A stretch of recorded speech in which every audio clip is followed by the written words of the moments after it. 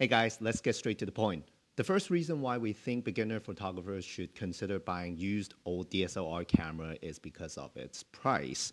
Not only because used gear are usually cheaper and a lot more affordable compared to when they're new, is because you shouldn't invest too much money when you are first starting, especially if you just decided you want to try out photography because you like taking photos, let's say on your phone, and you just want an actual camera to take photos with.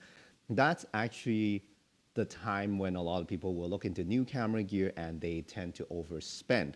The meaning of overspend, what I meant was you might be able to use the gear to its full potential even when you're beginners, but the thing is, if you are not actually passionate about photography, or if you are actually not interested in photography after getting an actual camera, the amount of money that you can spend on camera gear can be really high. So I don't want you guys to just invest into like multiple $1,000s of gear and afterwards thinking that like, oh, I actually don't like taking photos with a camera because of, let's say, I don't like carrying a camera around. I think using a phone is a little bit more convenient and also a little bit more comforting for a lot of it depends on the photos that you're taking. Let's say if you're taking photos of like people, like portrait photos, people are actually comfortable with a phone instead of facing a camera, then it might not fit your style. So what I would highly recommend you to do is to look into used market and try to get a camera from a used market. So even if you think that you don't want to do photography after using the actual camera, you're still not losing a lot of money. You can sell the gear, and usually if you trial the camera for a couple of months or even like a year, if you decide to sell it, if it's a used camera, the camera price is already depreciated to a point that like it's usually not as expensive as new anyway. And when you sell it after a year or so, you're not losing as much. Maybe you'll be losing like 10%, that's it, compared to what you spent or what you paid for the used body and the lens. So that is a really, really important thing, especially for beginners. I've seen so many beginners buying cameras and decided that they don't want to do photography anymore. And a lot of times they're stuck with like a couple of $1,000s of gear and they don't even sell them. I don't know why they keep them, but if you are not going to sell the camera, it's probably better if it's like used and cheaper already. So that's actually the major reason. Of course, oh, there's a siren outside. Of course, another benefit is you have way more options if you're buying used. You have a lot. You have the opportunity to buy a more professional camera and lens at a lower price, so you have actually better quality gear compared to buying new. Yes, newer technology, newer lenses, they are really good in terms of the performance and like let's say autofocus or like exposure, all the new tech stuff that can detect like human faces or like animal or even like cars and trains and stuff like that. But then you are probably going to spend the same amount of money buying an entry-level camera compared to buying a used professional cameras that is older. So you're getting a lot of the other benefits that the new camera cannot give you. Let's say if it's a brand new entry-level camera, usually they won't have like weather sealing, they won't have a as rugged body as the professional ones. So you are losing some of the technology but gaining some other benefits if you're buying used compared to new. So that's another benefit. Also, because you have the same budget but buying used, you can have more lenses. You don't have to stick with just one lens. Maybe you only have the budget to buy one lens, either if it's a zoom or a prime. If you're buying used, you have the money to maybe buy another lens so you can try out different focal length. For beginners, I highly, highly recommend trying out a zoom lens that is a little bit more budget friendly, so you have a range of focal lengths that you can try out to see which one is your favorite. Because at this moment, I think my favorite focal length is about like 35 to 40, but I spend like 2-3 years trying to figure out that focal length. But it also depends on the situation. So that's why buying used can give you another benefit of having more budget to buy more lenses, because lenses are usually more important than the camera body. So the first reason, price, really important. You're not losing as much compared to buying new if you decided not to do photography. The second reason why you should buy a used camera compared to new when you are just starting photography is because of the image quality. Actually, this is a really subjective comment, but then to me, after using the latest cameras, I think the latest one I had was A7 IV in terms of photos camera. Everything is good.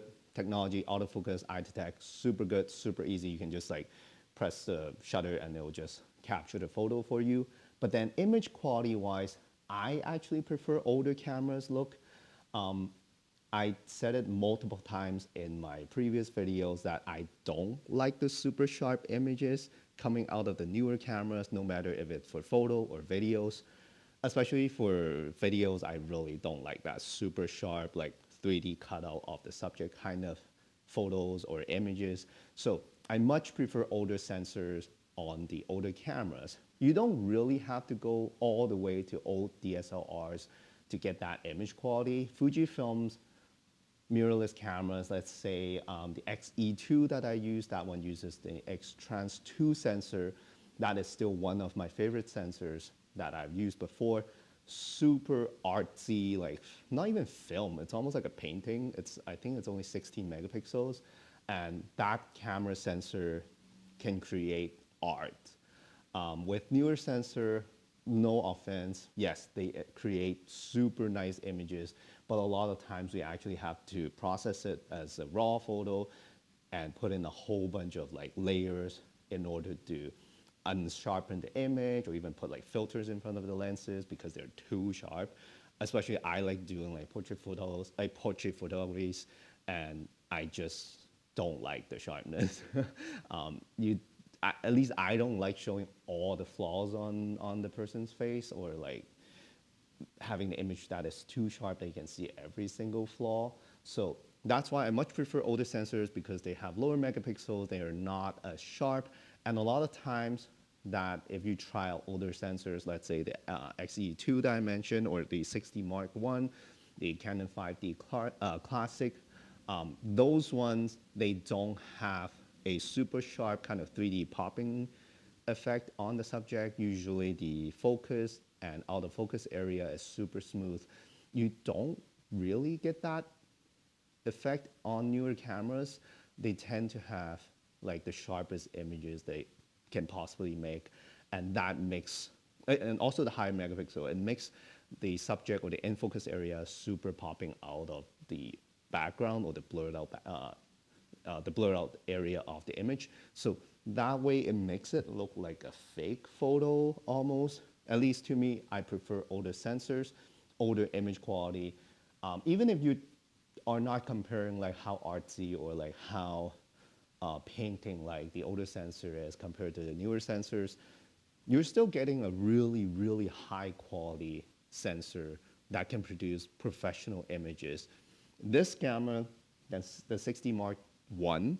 I'm gonna make another video about this camera because I just got this camera. I've been testing this for like the past month. The images are amazing. I can definitely get paid taking photos with this camera, and this is only like $500 for the body, and the lens is like $80 or like $70 I think I paid. I posted a couple of photos on my Instagram account. A lot of people really liked them. They were like, the photos are so professionally done with a setup that is less than $1,000. So you can actually take jobs with this setup. That's why if you know how to use the camera, you know the settings, you know how to do it, you know how to edit the photos afterwards, you can actually have some pretty much, like I would say like 90% of the same kind of quality compared to newer sensors, cameras. So I don't really see the difference. If you are talking about image quality, I actually prefer older sensors. And also, older lenses tend to have more of like a vintage kind of design. They have a lot of flaws, and that's what makes them special. A lot of them suffer from chromatic aberration and also like vignetting and also the blurry kind of edges or kind of swirly. That's the 35 millimeter f1.4 Fujifilm lens, the legendary lens, create. And that's the character of the lens. Those are the characters that newer lenses don't have because they tend to try to be as perfect as possible. They just want to make the sharpest lens possible and everything is perfect, no chromatic aberration, no vignetting, nothing that you need to fix. But to me, those flaws are what makes the image special. Like it looks like an image that is taken in the era that the cameras and lenses belong. So it's not like a super perfect digital photo, if that makes sense. So to me, older cameras, older lenses are much preferred for my type of photography. And yeah, that's why image quality is definitely one of the biggest reasons why you should look into buying into older cameras and older lenses. The third reason, which is the last reason I just wanted to make this video shorter and casual, is older cameras are harder to use. Yes, you heard it right. I suggest you to look into buying older cameras and lenses because they are really harder to use compared to newer cameras. With newer cameras and newer lenses, as I said before, the technology is helping so much that you can pretty much just point your camera at something and hold on to the shutter button and it will just spray and basically take like hundreds of photos and you will just wish that one of them would look good. I'm not saying that like doing like a burst kind of photo, it's a bad idea. Yes, sometimes you still do it, but then older cameras, they're much slower, especially the DSLRs. You were looking at like 2-3 frames per second if it's not like a sports model, not the 1DX. That is super slow compared to newer mirrorless cameras where like the A93 can take like what 120 photos per second. That is too much photo or too many photos. That's more than a video can capture for a lot of cameras. I don't know about how other people's workflow is. I don't like seeing that many photos after I finish a session and go home and open the images up on my computer. I don't want to see like 120 photos that are similar to a point that like they almost look identical. No, that's not for me. And also because older DSLRs can only take limited amount of photos within like a second burst, you don't get into a habit of just holding onto the shutter button and hoping that like things will go right. You actually take time to compose your photo, compose everything, and make sure that the lighting is right, and also like the subject is doing like what you're hoping the subject to do, and capture the moment by pressing the button. And that's what makes it special as well. Pressing and holding the shutter button and hoping the camera will do it for you is, why don't you take a video and do a screen capture? I don't know, that's just me. And also another thing about using older cameras, let's say this 60 Mark I again, it's so hard to use. A lot of times I forgot that, like most of the time I forgot that this is not an EVF, this is an OVF. So basically you're looking at a mirror through the lens and there's no real-time kind of exposure, there's no real-time kind of even composition because the viewfinder covers like, I don't know, 97% of the actual frame that you were capturing. So everything is kind of bigger than what you're seeing in the viewfinder. It's quite challenging because I came from a mirrorless camera background. So I still use the live view quite a bit if I want to compose like a more difficult photo. Because this is not an EVF, it's not going to detect your eye and then like switch into the screen in the EVF and then switch back to the screen to show you the preview on the main screen. So it was so hard to get used to. But once you get used to it, you're actually much more capable of using cameras with limitations. So in the future, if let's say you have to use a camera that is a little bit older, that doesn't have the crazy autofocus and all these like bells and whistles where you can like just rely on the camera to do your job, then you'll be fine. So that's why I much prefer learning using an older camera with limitations, because I am actually spending more time trying to compose my photo, trying to make sure that everything looks right, and I know the dynamic range is not as good as newer cameras, so I cannot go like, oh, let's take a photo of someone like with the sun directly behind them and they're like all dark and hoping that I can fix it in post, because I know that you can't really do that kind of like post-processing with older sensors. So the limitations actually helps me to learn more about photography and be more careful. The shutter speed on this camera can only go up to 1/4000 of a second, so it's not the fastest, so I need to stop down the lens. If it's overexposed, I might need to put in a filter in order to properly expose for the image. That all makes me think about more when it comes to photography, so I'm not just using a machine that will do all the calculations and all the thinking for me, if that makes sense. Not easy to use is another big reason why I think beginner photographers should buy old DSLRs and old lenses. Let's talk about something that you should watch out for if you're buying older cameras and lenses. Of course, you should check for damages, scratches, and stuff like that. So those are the basic. If you think that the camera's been dropped or the lenses have been dropped, then maybe consider buying another one.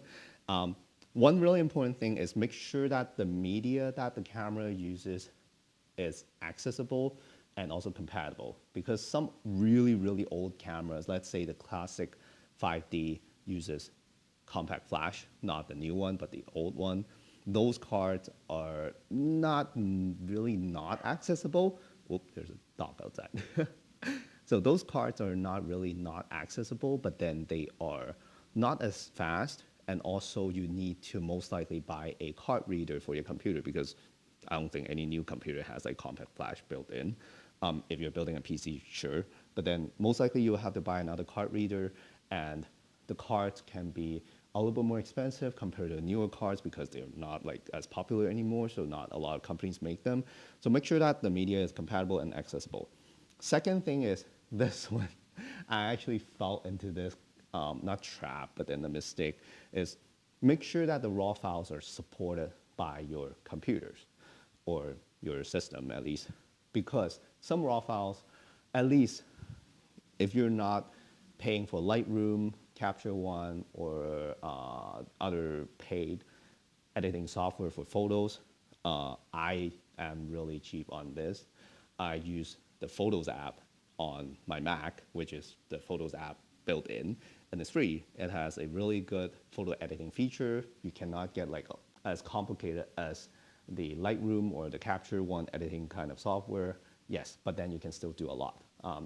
I'll probably show you guys some samples of the photos that I edit using just the Mac Photos app, and trust me, they look great. So make sure that your files are compatible, especially raw files. JPEGs, they're just standard. Usually they're compatible with like all the computers. Some raw files, if you're using Mac, you can actually go to the Apple website to check if your raw file is supported by the Photos app, or even just opening the photos. I couldn't even open my Canon G2 camera RAWs because it's not compatible with my Mac, which is the 2019 Mac 16-inch MacBook Pro. So make sure that the raw files are compatible, or else you won't be able to even open them. Even Capture One couldn't open the raw files from my Canon G2, so yeah. So I definitely fell for that. And make sure that you like the entire ecosystem that you're buying into. If you're buying into Canon, you have to look into the lenses. If you're buying into Sony, you still have to look into the lenses, because, as I said before, the lenses are probably the more important element of the entire photography experience. So find the lenses that you like, look at the reviews, look at the images that was taken using that lens before you get into the system, because not every camera system has the same focal length. They have the main ones and the similar kind of aperture, but then they still have different characters. So definitely look into the characteristics of the lenses that you want to buy into, then look into the camera system. I highly, highly recommend that, because the last thing you want is to buy into a camera system, getting the camera body, and you can't find a lens that you like. So that's that. And I highly recommend buying from a trustworthy camera store, because of a couple of reasons. First, you can test out the cameras in the store. You can try the handling, you can try the lenses, you can do different stuff. If you're buying a used camera from a private seller, then they probably just have what you saw on the ad. You can test out the camera and lenses as well, but then you can't have the person sit there for like half an hour just to wait for you to test out everything. So buying from a camera store allows you to go back and like, you can go back multiple times just to test out the cameras, and you can try out different bodies, different system, different lenses. And also they will have suggestions because most likely, hopefully they are photography experts and enthusiasts who can actually teach you a thing or two. If you are new to photography, you can talk to the people there, even like customers. I was there in a camera store, and you know what, like people ask me questions sometimes too, because I know certain things about certain cameras. So that's a really, really good environment, especially for beginner photographers. You can actually learn a lot. I learned a lot just going to a camera store. And also, some of them, not all, but some of them do offer return policy where you can actually return the camera and the lenses.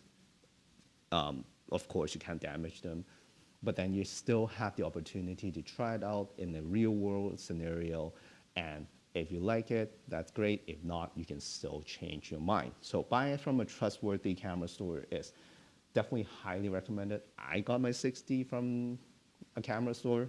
I know I paid a little bit higher than buying it from a private seller, but at least I know sometimes they do provide warranty. So if just in case if the camera is not working properly after or within like a certain period of time, you can still go back and they will try to fix the problem for you. So I buy from a camera store, but it's up to you. If you buy from a private seller, definitely test out the camera on the spot. Oh, the last thing I want to say is I highly recommend getting Canon or Fujifilm if you are beginner photographers, because they're great cameras to start off with. As I said, you can learn a lot of photography related like skills by using their cameras. They have a really big collection of lenses, especially for Fujifilm. They have a lot of like third-party lenses, manual lenses, and Canon. If you're buying like older DSLR, they all use EF mount, not the super old film one, but the digital one, usually they're EF mount, and you have a lot of used lenses that you can buy into. But besides all those other camera brands or ecosystems, they should have similar kind of like situation.